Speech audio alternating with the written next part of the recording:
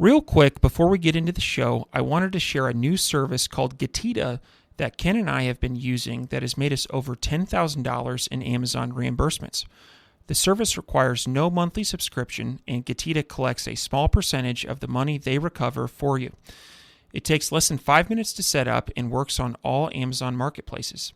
Go to Getita.com, Getida, and enter promo code FTM400. That's FTM for Firing the Man 400 to get your first $400 in reimbursements commission free.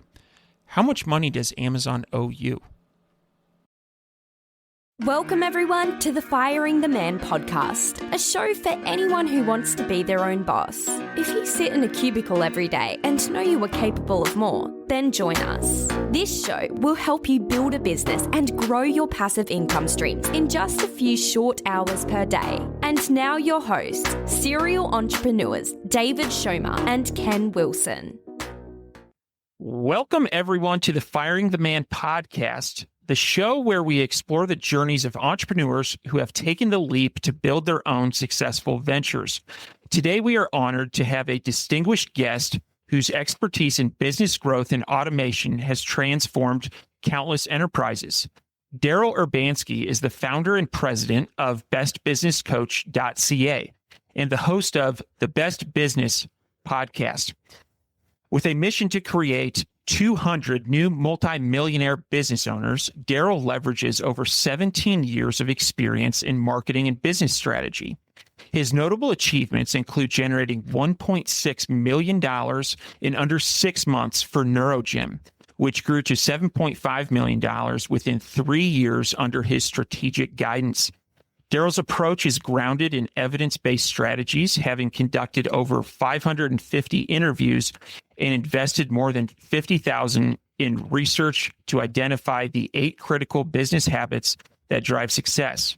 His work focuses on helping entrepreneurs master lead generation, high-performance habits, and an automated sales system.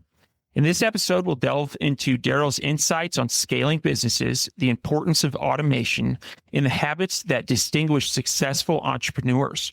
Whether you're looking to enhance your business operations or seeking inspiration to take your venture to the next level, this conversation with Daryl is packed with valuable takeaways.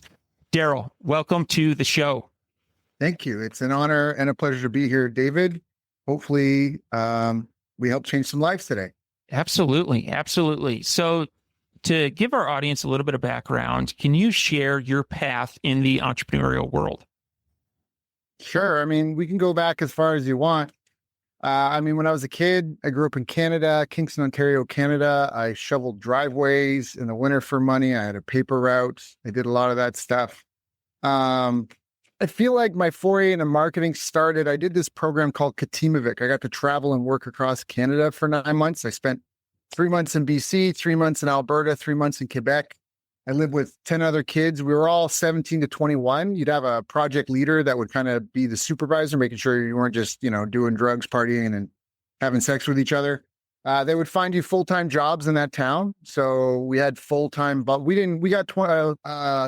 it was like a government-funded program. So we had an allowance of $21 a week, but we had a budget for the house for food and all that. Like rent was covered, food was covered. So our role was to work our volunteer full-time job every day. And after work, evenings and weekends, we were instantly signed up to volunteer for whatever was happening in the community. I did soup kitchens. We built floats for parades. We did 101 things that you wouldn't have ever thought of. And then every 3 month phase, you would spend 2 weeks living with a local family. The project manager would find a family for you to bill it with. And when I came back from that, it really opened up my eyes, changed my life. And I wanted to go back out to BC. I wanted to go live in the Okanagan Valley. But, I was 18 years old at the time. I had $1,000 to my name. So what I ended up doing is I ended up putting a box of stuff on a bus to ship it out there. Actually, first I found this lady on this. People won't know because the internet, this is early days of the internet. Found a classified ad with some lady that listed a room for rent. I called her. We talked for an hour. I basically said, hey, I'm going to hitchhike out there, hold the room for me, put my stuff on a bus, shipped it out across Canada to her.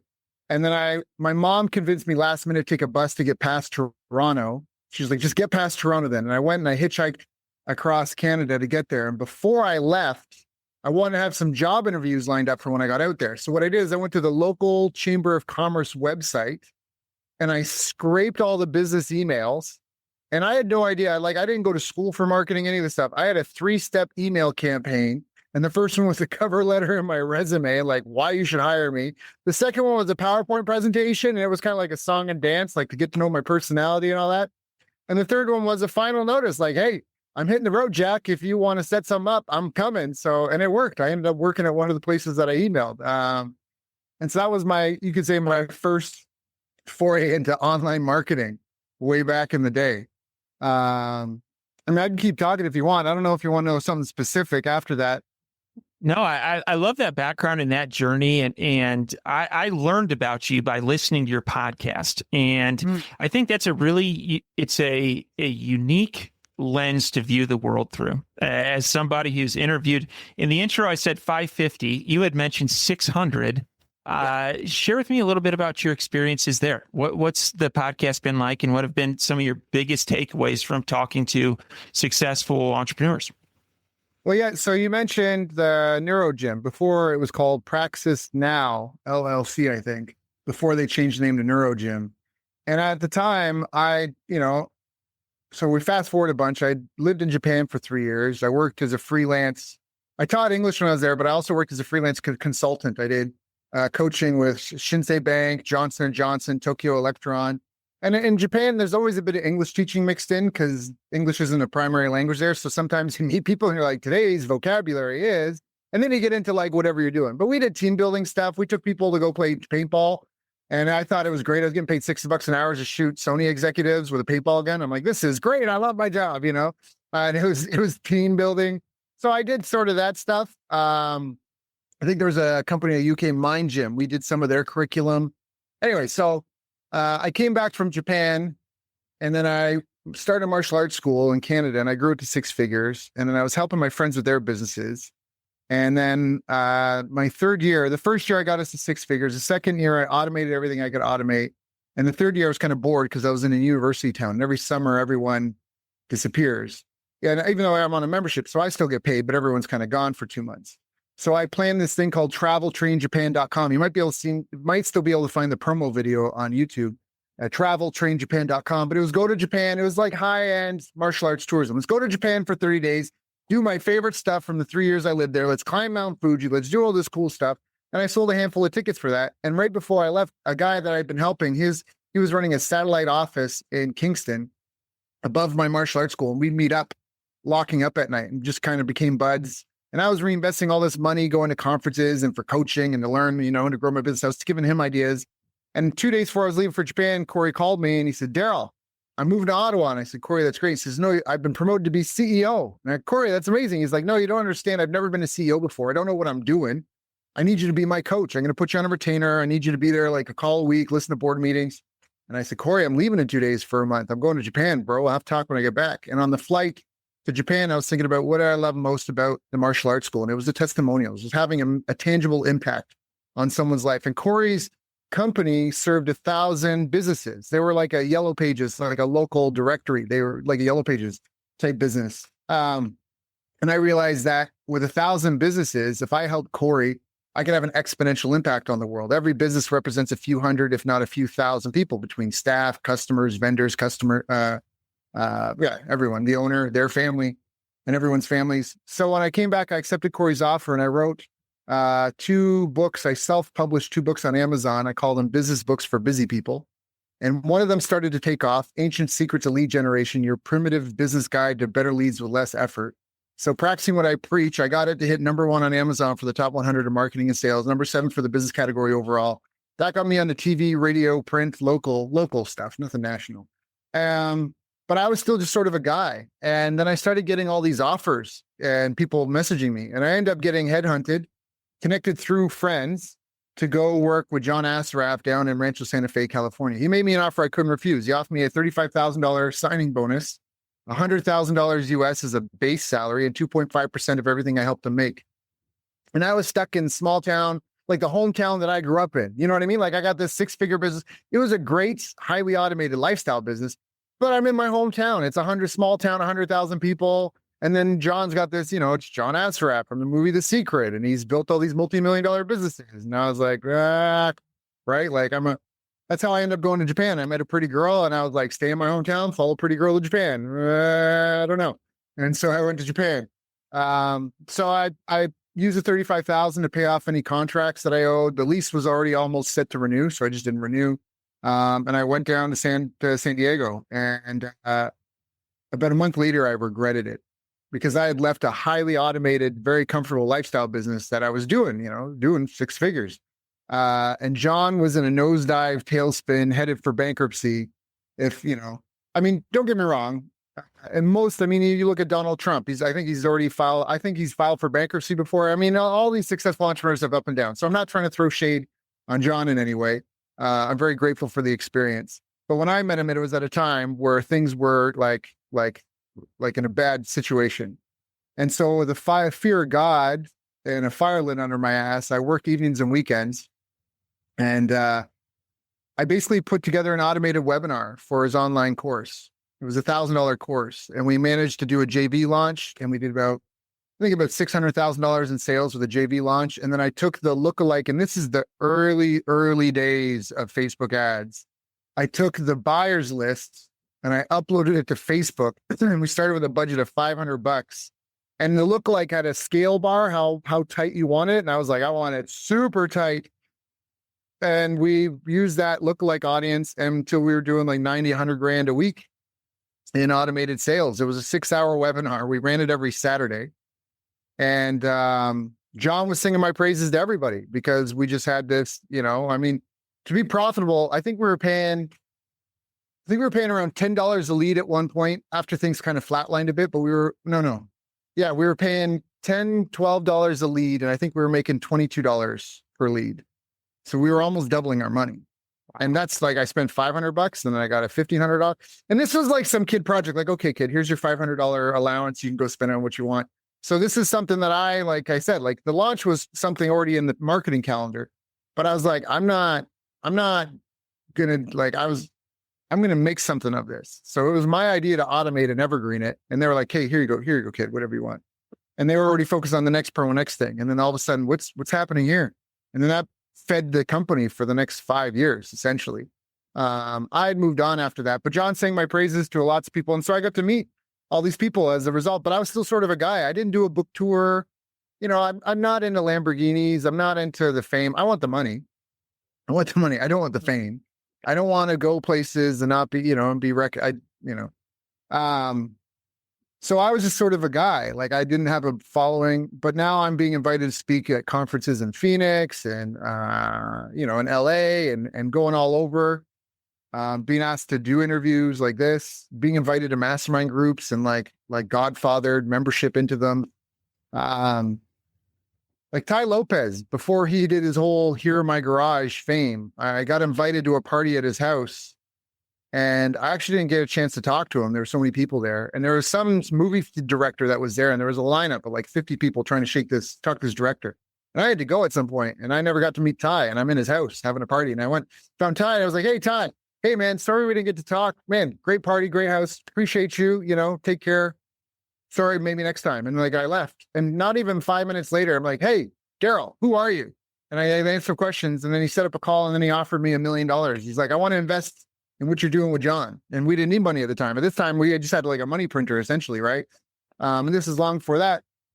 And so I was meeting people like this, and I wanted to be of value to them. And I felt like I had nothing to contribute. I was just like a guy. Like I had a book, but like I said, I wasn't like an established author, none of that. So I just started the podcast saying, can I interview you? Right? Like, hey, people might know your company, they might know your book, but they don't know your story. Can I interview you? So the podcast has always been biographical in nature. And then originally, I'd say even now, maybe it's really just a way to build relationships. I've gotten clients from it. I've had guests become clients. I've had clients stay with me because the people that I've interviewed and they know that I have certain knowledge, like it's demonstrated knowledge type thing. But I mean, you asked me to wax poetic a bit on running a podcast. I think it's we mentioned this, I think, before we hit record. I got interviews I did in 2015. I still get downloads from. And I think it's great. And even like my wife was saying, if something ever happened to me, my kids would have a library that they could go through and get to know who their father was. Yeah. So I'm really into that. I'm really into high leverage, high impact things. And I'm into substance, and to me, that's why I think podcasting is a great platform. And especially with all the censorship we went through during COVID and that, I think unedited long form content is just more important than ever. Sure, people want the sizzle reel, but then, it's always, you have to go for primary sources, first principles. In today's day and age, you can do this right now. Someone could do a test. They can search for something in Google and go to Yahoo, do the same search. And what Yahoo gives you is a list of potential places to find answers. Almost like, here's the results. When you go to Google, you get a pre-digested opinion. You know what I mean? And so in today's day and age, I'm just like, here's the data. Yeah. Yeah. Here's the data. Do with it what you will. Absolutely. No, it's definitely an awesome media form, and that's a really good story as we're getting to know each other. One thing that I read on your website, and I'd like to ask you about it is Sure. that your mission is to help create 200 new multimillionaire businesses. So what inspired that goal, and what do you see as the biggest roadblock for people that are on the path to building their own multi-million-dollar business? Yeah, that's a great question. What inspired me was to try to have a big, hairy, audacious goal, something that would force me. I mean, this is a Jim Rohn thing. You should set a goal to make $1 million, not for the money, but because of who you need to become to do that. And you could give the money away, and who you become is what matters most. So I want my life to have meaning and significance. I wanted to have impact. That's why I got into the business coaching thing. Originally, I wanted to have, like I said, I could keep running my martial arts school, which was fine. I liked it. There was pros and cons to everything. But I like the idea of having an exponential impact, even though it was the idea of I will be planting trees whose shade I shall not see. So with the 200, I didn't know if it was possible or not. I didn't know how I would track it. I didn't know any of that stuff. But I just felt like, man, what an accomplishment. If I had that sort of an impact on that many people's lives, why not? Why not? Yeah, absolutely. It all comes into sort of what drove my career in the early days. I worked at a call center as a teen, and we were calling to sell circus tickets to fundraise for a police department. It was like injured police officers, something like that. I forget. But I remember I showed up to work one day, and I showed up, and it was like everybody was packing everything up. And I said, "Hey, what happened?" They go, "Oh, well, we got closed down. We're moving." And I felt like I was the last one to find out. And at that point, I said, I never want to be the person at the end of the trough. I want to be where the water's coming out of the spring from that point forward. And that's the other part of that, is I wanted to know, because I want to know what's happening. I trust myself to treat people with fairness more than I trust other people to treat me fairly, if that makes sense. Yeah, it does. Yeah, it does. So one of the things that you've touched on a couple different times is automation. And so my question is, what's one area of business that owners overlook when it comes to automating their operations? Right. Well, whether you do it or somebody else does it, things must get done. So, and we're all guilty of this. I've spent about a year and a half working with Michael Gerber, the author of the E-Myth. I helped rebuild a bunch of systems for him. Things need to get done. And so first you got to figure out how to provide the result ultimately at the end of the day. And this is really tough. And the harder the result you deliver, typically the higher the price point that you can charge.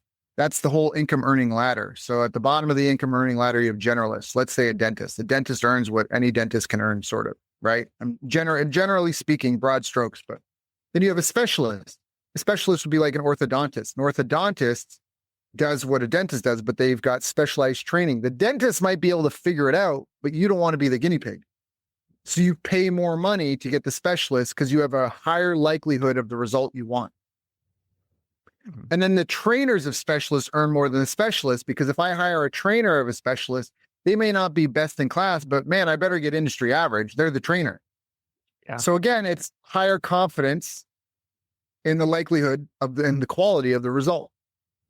Right. And also the trainers can also have the extra income of training other people. That's another income source. And at the top of the pyramid are celebrities because of the laws of supply and demand. Dr. Phil may not be the world's greatest, whatever he is, But because if he auctioned off an hour and he's got a TV show with millions of listeners, that could get jacked up. The value of that hour could be jacked up real fast. So that's sort of the income earning ladder. Now, when people have a business, often they want to do something because they don't want to be under someone else's thumb, or they feel like, I'll use simple examples, like maybe a commercial cleaning company, somebody does the janitorial services for an office, right? It's a respectable job. It's somebody's got to do it. It's the backbone, keeps the wheels turning. And someone does that and maybe they don't feel like they get treated well enough, right? Either by the company they work for, or even the staff for the office. And they go, hey, you know what? I do all the work. I'm just going to go out for business on my own. And they think that the doing of the thing is the business. But it's almost like, I'm sure when you have clients, there's almost like 3-4 jobs. Like doing the work for your clients is not the full thing. Doing the work for my clients is part, but then I got to report to them what I did. Otherwise, they don't really realize what I did. You know what I mean? And then I got to check if what I did is working and continues to work. And I got to find more people and I got to see if I can do it for them. There's like 5 shades of gray on this thing. And so it's not just showing up to do the job.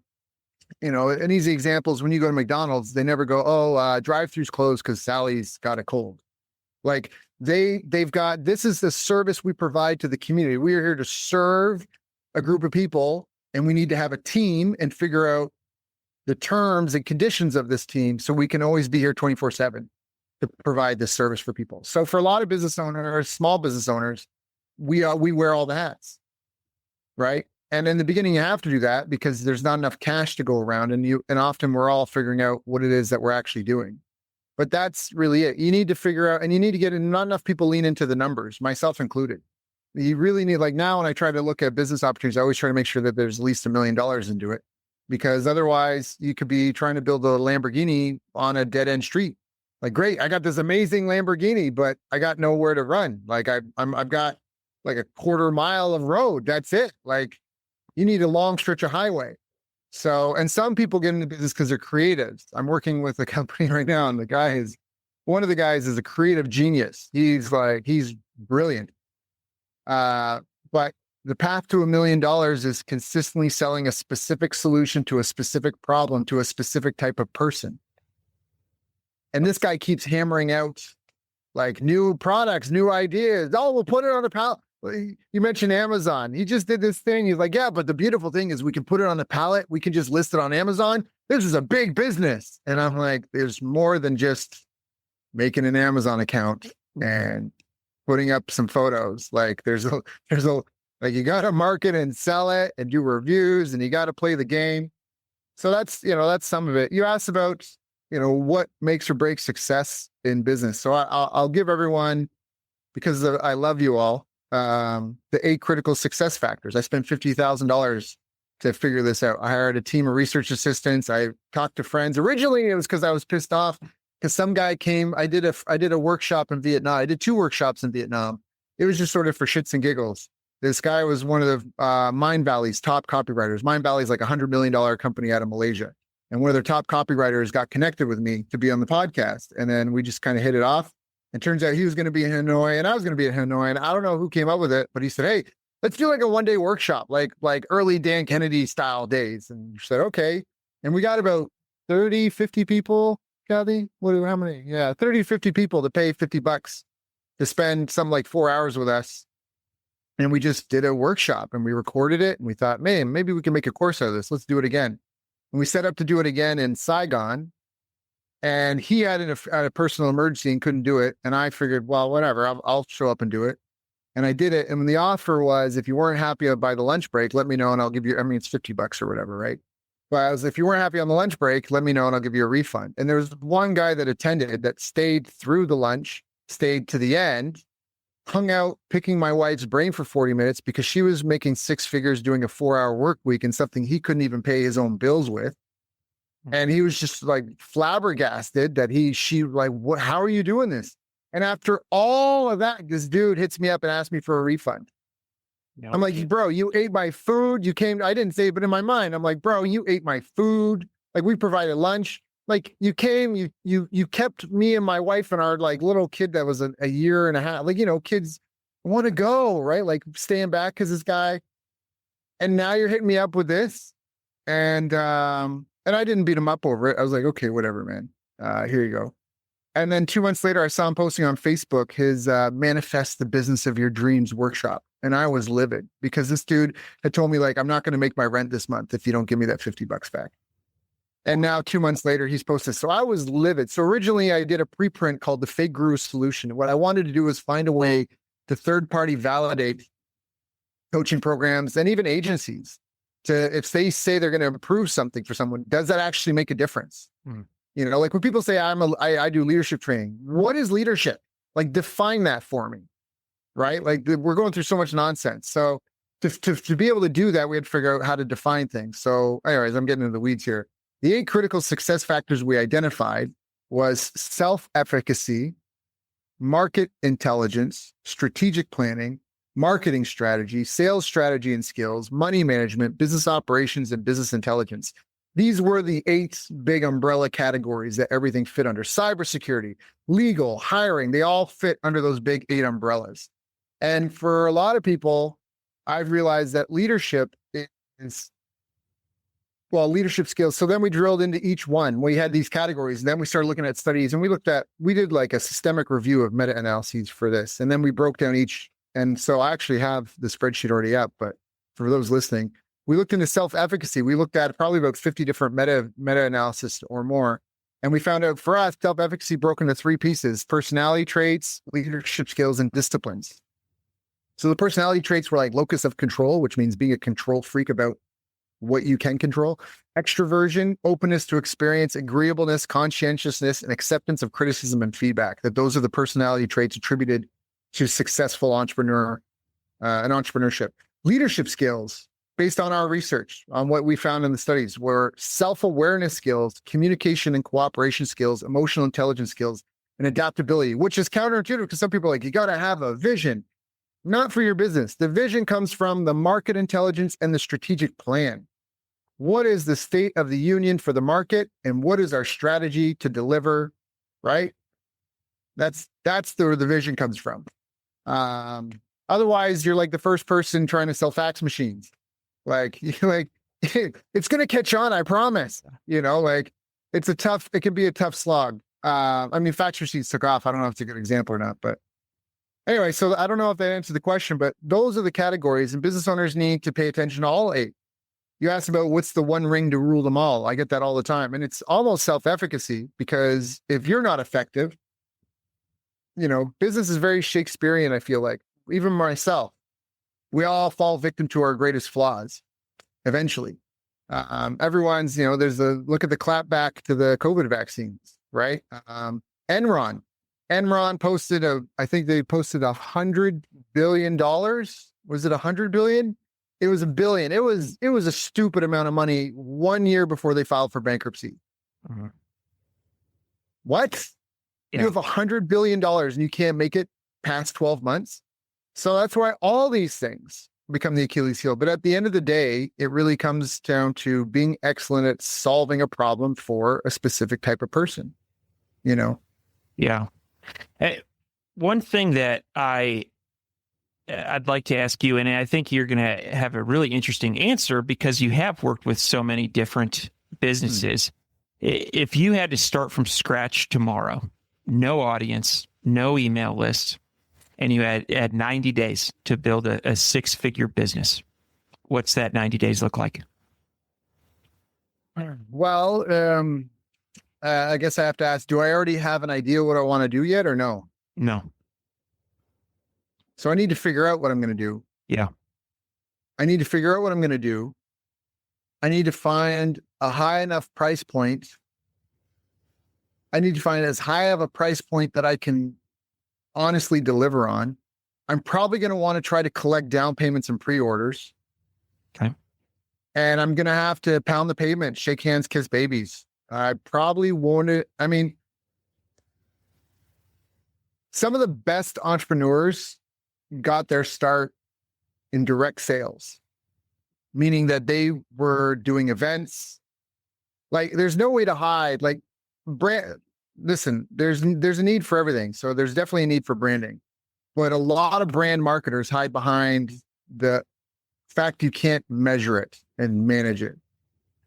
This color makes me feel this way.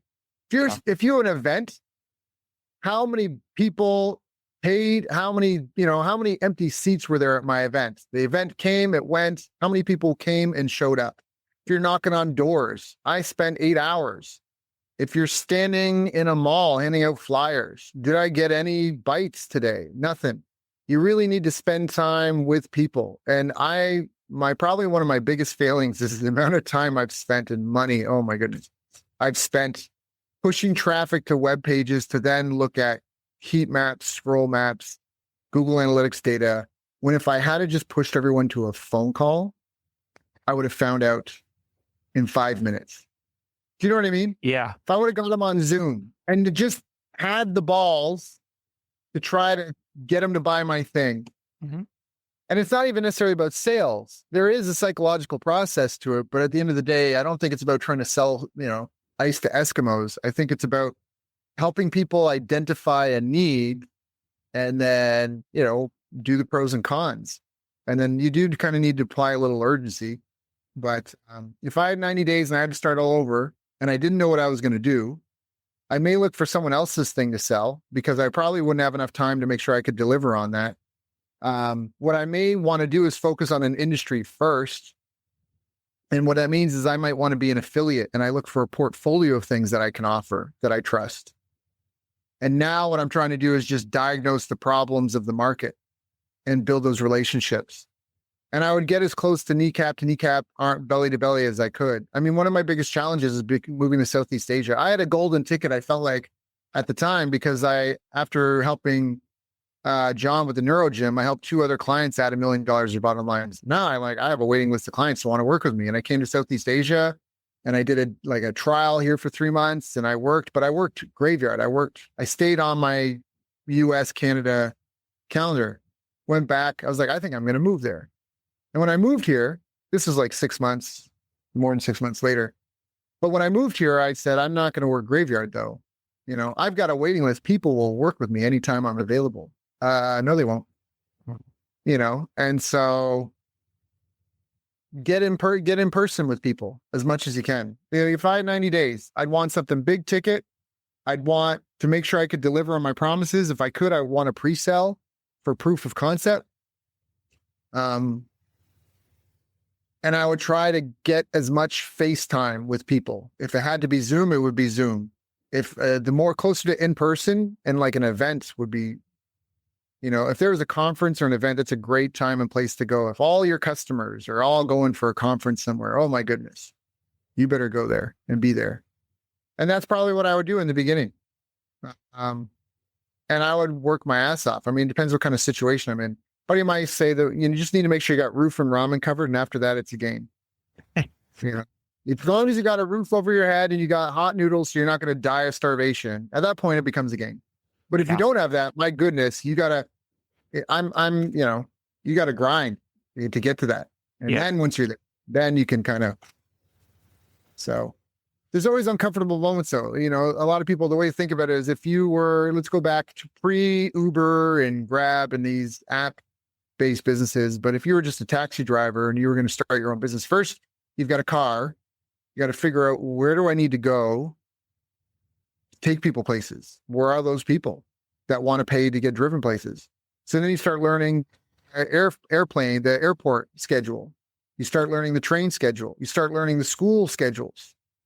You start learning about the professional workers, right? Like Taons, and start figuring out when are planes arriving, trains arriving, when are kids going to school, and you start knowing to be in certain places at certain times of day, right? Start getting some consistency. Now you're busy full time, but you want to grow, and you can't grow because you're too busy doing all the driving. So at some point, you have to cut your income to hire someone to drive the car for you. Some of the time, at least, you can focus on getting another car, getting another driver, and keeping them busy full time and scaling up. Absolutely. One of the things I want to highlight for the audience, and I'm really glad that you included that, was the proof of concept. And it, whether that be pre-sales, but there are so many people I meet that have an idea and they may go get a patent for it.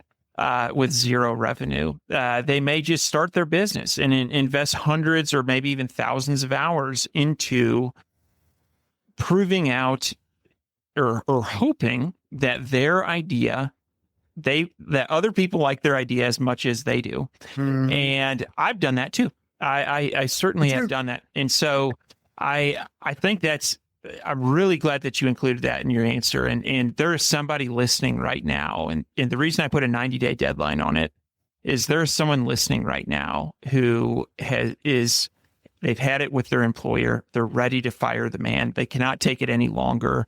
And they're looking for a path out. And I think your business acumen and your experiences and how you would do that, your roadmap for the next 90 days, I think is outstanding. So to all of our listeners, rewind and listen to that one again.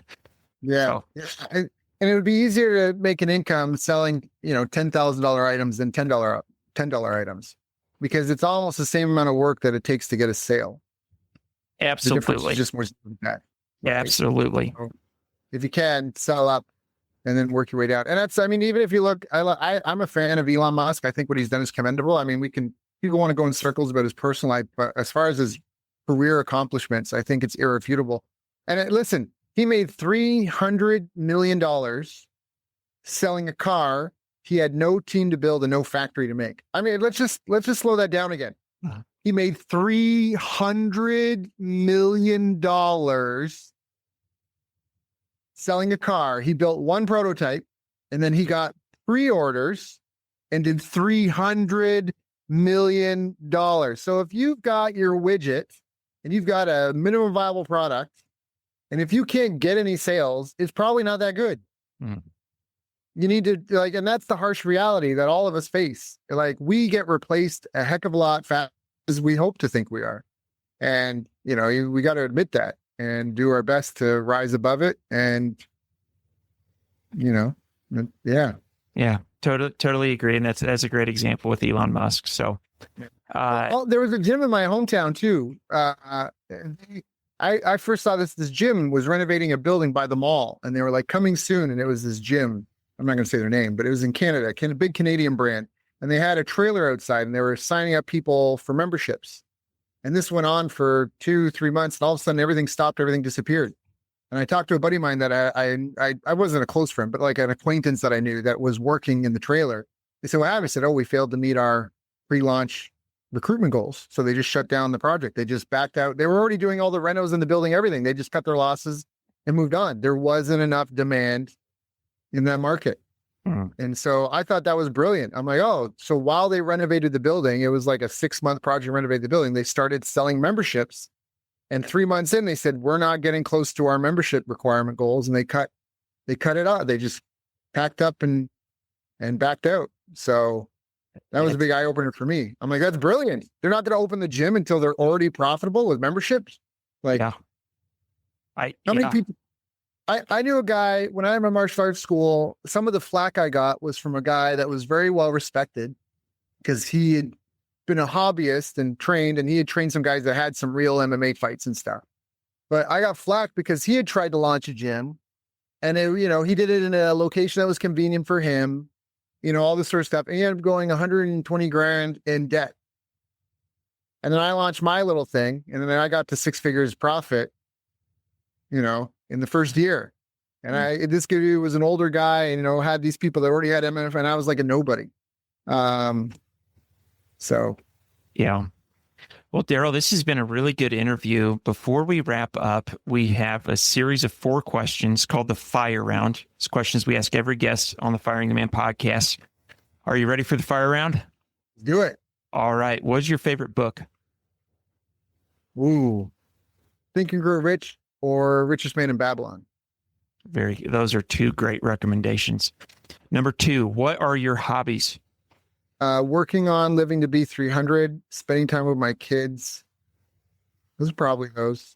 I mean, I love what I do every day. I had a mini retirement when I came to I know this is supposed to be rapid fire. After working with John and all them, when I first came to Southeast Asia, I basically had a mini retirement, and I had the money and the time to think about what I want to do with my life. So I love what I do now. I love what I do now. I'm involved. My wife has an agency. I have an agency. And then I'm involved right now in this company, Oasis Biohome, which is basically the offer in the States is no money down, beautiful, self-sufficient home you can build in 90 days and pay off in 3 to 5 years to be food, power, water, self-sufficient. The no money down is only if you get the very smallest model, which is like a tiny home, but we got 2,000 square foot home that you can get, and it's still cheaper than anything in the United States that you can get stick built. Comes with a solar kit. I mean, I'm passionate about that. My hobby is trying to make something meaningful in my life. You have life goals and then you have excuses. And work-life balance, like people are like, but Daryl, what about you have kids? I'm like, well, having a good relationship with my kids is part of my life goals. Part of my day, I take a break to go to the pool with my kids. I did that. My daughter's a certain age. We're going to do that again. We got a 4-month-old. When she's old enough, I'm going to book it in my day. So, but I'm not a golfer. I don't know. I did Brazilian jiu-jitsu and then I made a business out of it. Sorry. I don't know if that's a good answer or not. It is. No, it absolutely is. Number 3, what is one thing that you do not miss about working for the man? Commutes. Yeah. I don't miss commuting at all. I second that one. And final question. What do you think sets apart successful entrepreneurs from those who give up, fail, or never get started? Habits. He asked about my favorite book. It's interesting. I'm rediscovering audiobooks after a long break of not having, and I've just listened to Marcus Aurelius Meditations twice, and I'm working on The Art of War with Sun Tzu. And so much of this is about working on ourselves and our habits. And so much of it, people are surprised sometimes. This happened last night. We were somewhere. I forget where we were last night, but I told someone, I'm like, we don't have a TV. I had a call. I had a call with a guy in Hawaii. And he was surprised. He's like, oh, do you know the show? I'm like, I don't have a TV. He's like, you don't have a TV? I was like, every time I go somewhere, I always get rid of it. Because it's just not everything in the jungle kills you and eats you. Some things just attach to you and they feed on you for as long as possible. And when you spend, 4 hours a day watching TV, that's 4 hours a day. You could learn a language in that time. You could do also, don't get me wrong, I'm not always productive, but my phone, I was at the gym and somehow came up. My phone doesn't ring, it doesn't beep, it doesn't vibrate, it doesn't nothing. My phone is my tool to engage with the world. It's not a portal for someone to come and interrupt my life at any whim. And it's not there for the apps. I turn off all the notifications that I can, because it's there. It's my tool. It's not there to control me. And so who's in control of who? And that's something I think a lot of people don't realize. I track my time. I try to schedule my time in 30-minute blocks every day. Just help me keep focused. And then one of the things I do is I've got a list of things I read frequently. And this poem is one of my favorite things. I'm going to read it here. Time is the inexplicable raw material of everything. With it, all is possible. Without it, nothing. The supply of time is truly a daily miracle, an affair genuinely astonishing when one examines it. You wake up in the morning and lo, your purse is magically filled with 24 hours of the unmanufactured tissue of the universe of your life. It is yours. It is the most precious of possessions. No one can take it from you. It is unstealable. And no one receives either more or less than you receive. In the realm of time, there is no aristocracy of wealth and no aristocracy of intellect. Genius is never rewarded by even an extra hour a day. And there is no punishment. Waste your infinitely precious commodity as much as you will, and the supply will never be withheld from you. Moreover, you cannot draw on the future. It's impossible to go into debt. You can only waste the passing moment. You cannot waste tomorrow. It is kept for you. You cannot waste the next hour. It is kept for you. I have said the affair was a miracle. Is it not? You have to live on this 24 hours of daily time. Out of it, you have to spend health, pleasure, money, content, respect, and the evolution of your immortal soul. Its right use, its most effective use, is a matter of the highest urgency and of the most thrilling actuality. All depends on that. Your happiness, the elusive prize that you are all clutching for, my friends, depends on that. If one cannot arrange that an income of 24 hours a day shall exactly cover all proper items of expenditure, one does muddle one's whole life indefinitely. We shall never have any more time. We have, and we have always had, all the time there is. That's by Arnold Bennett, How to Live on 24 Hours a Day. I love that. I really like that. Well, Daryl, to wrap up the episode, if people are interested in getting in touch with you, checking out your podcast, or potentially working with you, what's the best way? Yeah, just you can First off, there's not a lot of Daryl Urbanskis out there. Urbanski.